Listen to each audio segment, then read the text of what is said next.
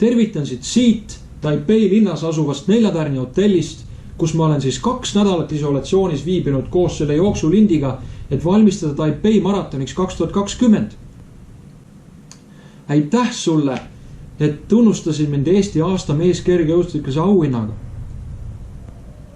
Ometi seda tunnustust väärivad kõik, kes sellel keerulisel koroona hooajal välja tulid. Minu sportlaskarjäär, see ei ole olnud mingisugune individuaalprojekt, vaid see on olnud meeskonnatöö.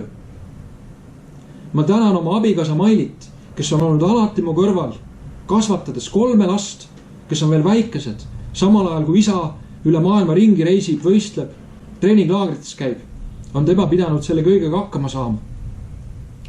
Ma tänan oma peatreenerit Mark Missi Ameerikast, kes ütles kõige hullemas koroonakriisi keskmes olles, et ta on vist 5 aastat jäänud vanemaks. Ometi kirjutab eestlastele plaane edasi.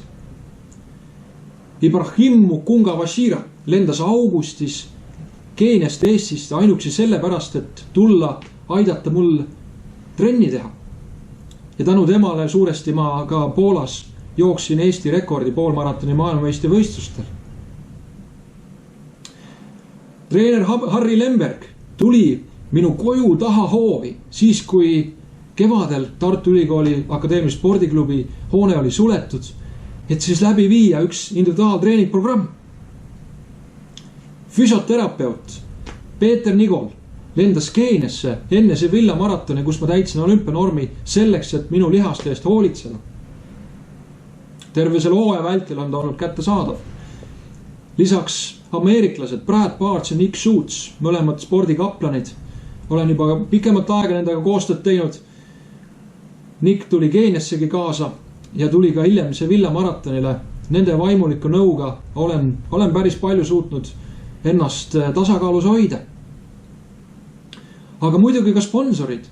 15 aastat olen koostööd teinud ehitusfirma Rand ja Tuulberg Grupiga.